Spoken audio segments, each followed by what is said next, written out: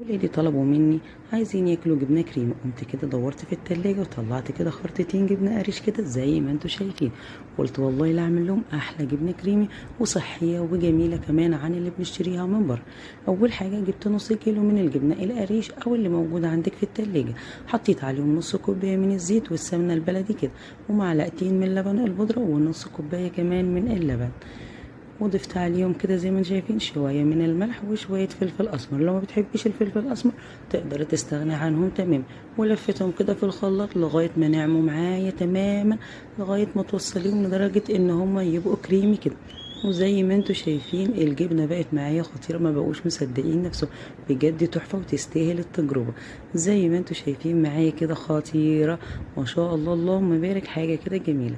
بدات بقى احط عليها شويه حبه البركه وشويه زيت زيتون لو متوفر عندك. ما كانش متوفر عندي زيت زيتون بس حطيت عليها زيت برضه.